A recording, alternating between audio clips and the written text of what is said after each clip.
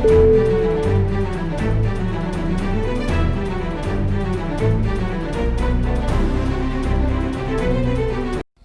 guys, selamat datang di podcast PT KAG. Biasanya kan PT KAI, kita PT KAG aja udah. Emang PTKAG apaan? Kalau PT KAI kan perseroan terbatas kereta api Indonesia. Kalau PT KAG itu podcast Asia. Ansel, Leta. Bisa gitu ya, tapi gak apa-apa deh contoh namanya. Sebentar, hari ini mau ngomongin apa ya, Mang? Kamu tahu nggak? Sekarang tuh budaya di Korea tuh lagi ngehits banget tuh di kalangan milenial Indonesia. Ya tahu, kenapa emang? Nah, kamu pernah nggak sih kepikiran gimana kalau Indonesia ini juga ngehits kalangan orang Korea lewat keindahan alam Indonesia? Wah, gak pikiran juga sebenarnya. Sama sih, tapi daripada lama-lama gimana kalau kita langsung bahas aja udah. Yuk, let's go. Menurut buku yang aku baca nih ya, Indonesia itu punya keindahan alam yang wow gitu loh, kayak keren banget gitu loh, kayak wah gimana gitu. Nah, Indonesia ini kan termasuk negara yang multikultural, kan, kayak bermacam-macam suku, budaya, ras, agama, apalagi adat istiadat dan lain sebagainya gitu kan. Nah, menurut buku yang aku baca, World Economic Forum itu naruh Indonesia di peringkat 42 dalam indeks daya saing pariwisata dan perjalanan. Nah, tapi tetap aja Indonesia itu mesti bersaing sama negara-negara tetangganya kan, kayak Singapura, apalagi tuh Vietnam, Thailand, Malaysia dan sebagainya tuh. Nah, seharusnya pemerintah menaruh perhatian lebih pada aspek pariwisata, di mana fokus pemerintah itu mengelola, mengembangkan dan membangun sektor pariwisata secara berkelanjutan. Di negara di dunia Indonesia peringkat 42 ya. Keren ya. Itu udah termasuk peringkat yang tinggi loh. Iya, Bali, Jogja, Lombok, Sulawesi, masih banyak lagi tempat-tempat yang jadi destinasi favorit turis mancanegara.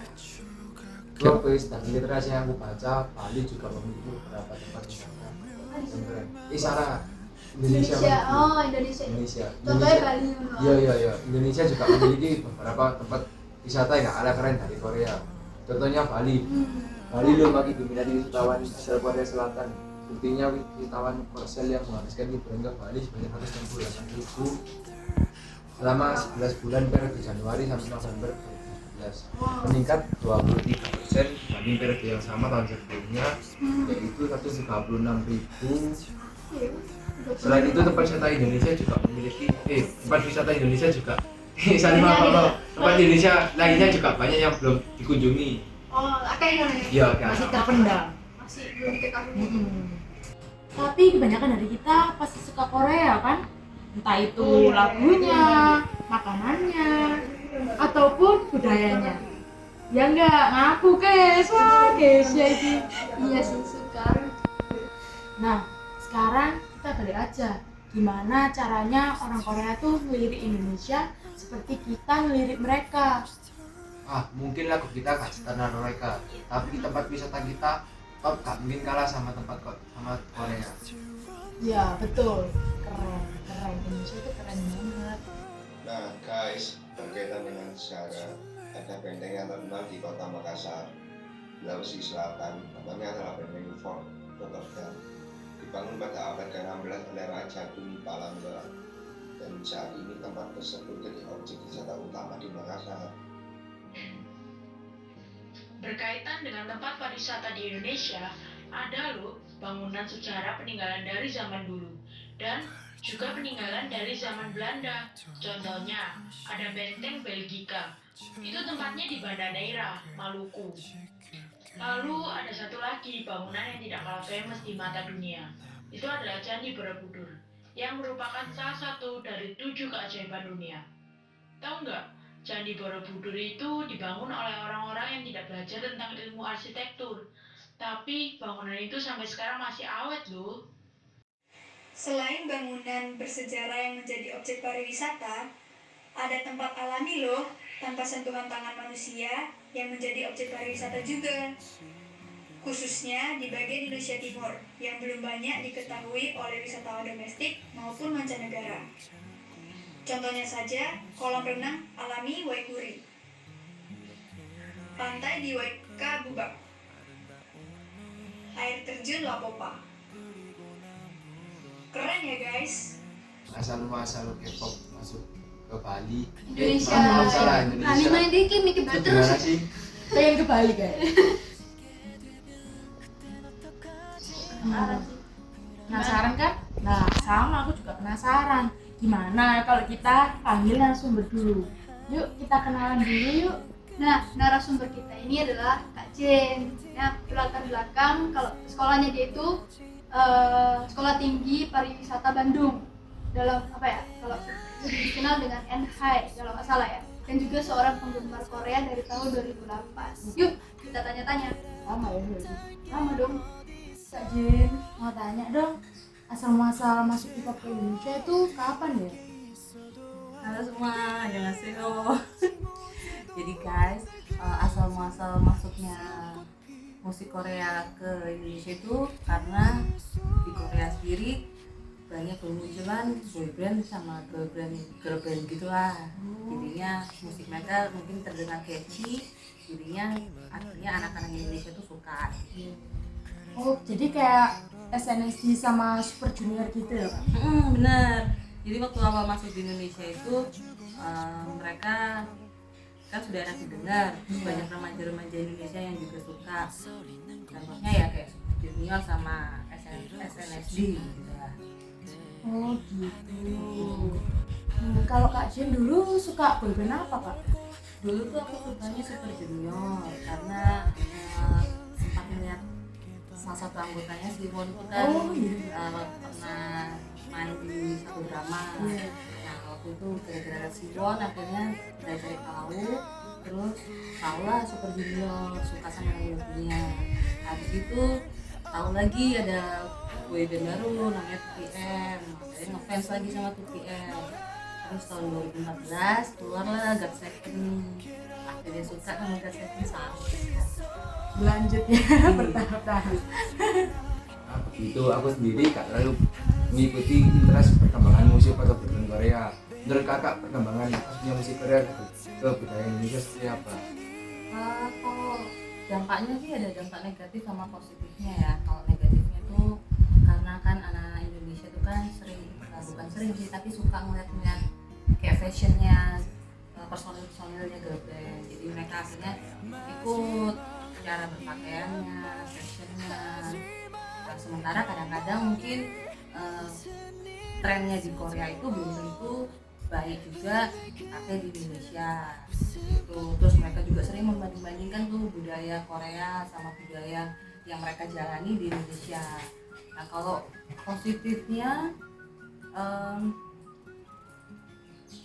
akhirnya jadi apa ya, orang-orang Korea khususnya di musik industrinya tuh mereka melihat kalau Indonesia ini sebagai salah satu, lebih tepatnya sih top 3 ya, negara yang pecinta musik Korea. Jadi mereka mulai melihat talenta-talenta dari anak-anak muda Indonesia.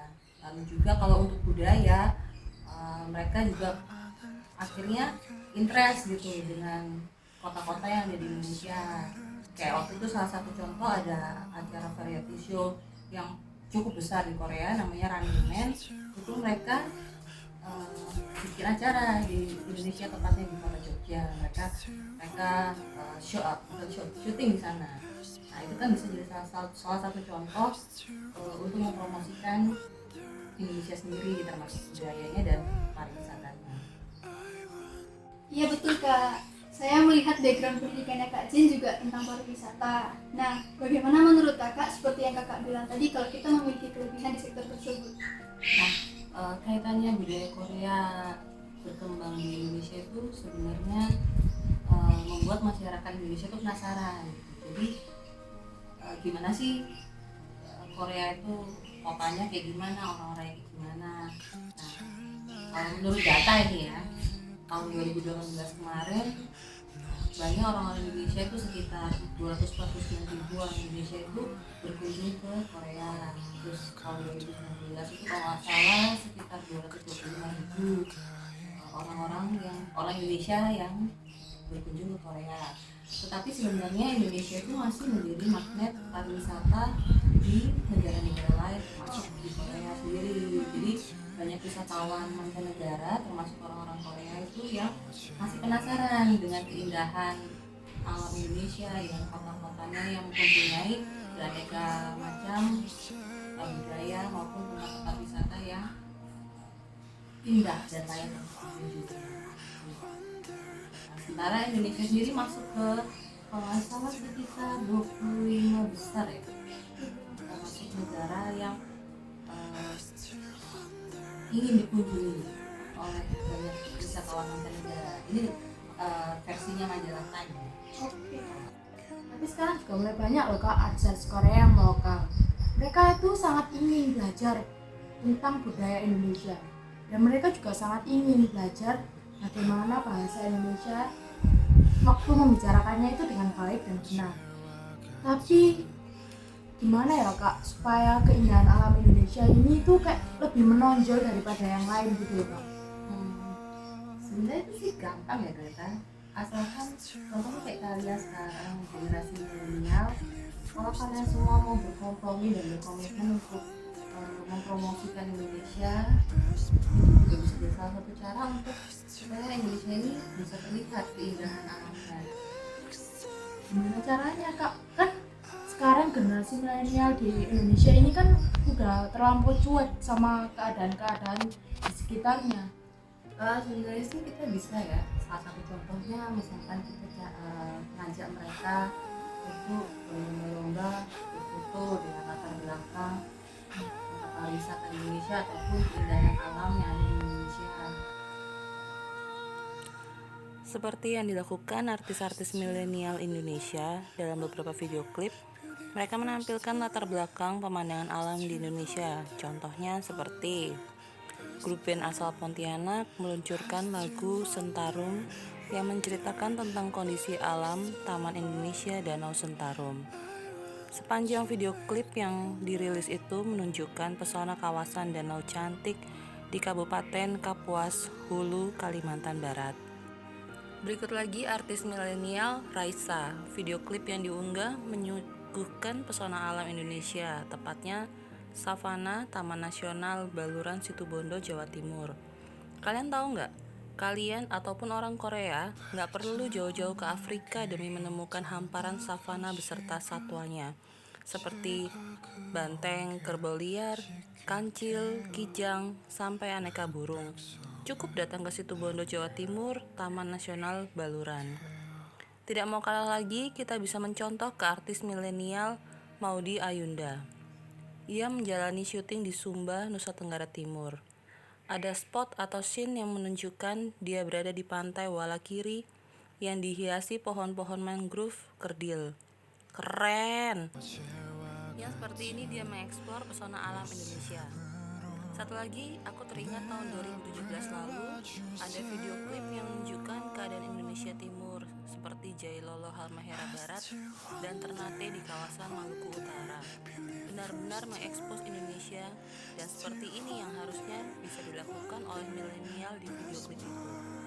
Keindahan laut, adat budaya, tempat keramaian masyarakat, hingga keramahan masyarakat lokal, serta kekayaan-kekayaan berupa kain tradisional tampak jelas di video klip itu. Dengan itu kan nanti para milenial yang lain itu bisa bertanya-tanya itu, tempat ini bagus ya, gimana ya kira-kira itu ya. Nah, dari penasaran itu akhirnya tuh mereka akan mencari tahu. Nah, dari mencari tahu itu akhirnya mereka juga mungkin kalau punya kesempatan mereka akan mengunjungi ke tempat itu, bukan hanya untuk sekedar foto tapi juga ternyata dari sampai tempat itu mereka bisa melihat sendiri gitu loh. Oh, ternyata memang Indonesia ini punya banyak tempat wisata dan keindahan alamnya beraneka ragam. Nah, seperti yang kamu bilang tadi, sebenarnya memang susah sih ya untuk mengajak para milenial itu untuk mempromosikan keindahan alam Indonesia. Tapi kalau misalkan memang kita kita punya keyakinan yang sungguh-sungguh, kita punya tekad yang kuat, kita minta sama Tuhan, pasti akan membawakan hasil yang baik. Wah, bener banget itu Kak, pasti asik kalau media sosial kita dipenuhi dengan keindahan alam Indonesia. Benar itu. Sebetulnya banyak karya-karya kreatif dari bangsa Indonesia sendiri. Contohnya tuh kayak souvenir. Souvenir itu kan memiliki nilai jual tinggi di negara-negara lain kan. Contohnya aja kain batik. Nggak pakai kain batik, sama sih nggak pakai. Wayang sama kerajinan-kerajinan tangan lainnya. Tapi kamu tahu nggak sih, kayak banyak loh sekarang kayak apa boyband Korea tuh yang pakai baju batik. Contohnya Ada yang kayak pakai kopeng. iya, makanya nih sekarang itu lebih kayak ngelokal semua ya kan, keren. Kesimpulannya, meskipun kita suka budaya Korea, kita tidak boleh lupa dengan Indonesia. Iya. Entah itu budayanya, alam keindahan alamnya, dan sebagainya. Karena rumah sendiri lebih indah dari rumah tetangga. Ya nggak salah sih. Terima kasih buat Kak J sudah meluangkan waktu untuk kami jadikan narasumber. Semoga dengan demikian kita bisa mewujudkan Indonesia yang gemilang. Amin. KG, kita akan gemilang.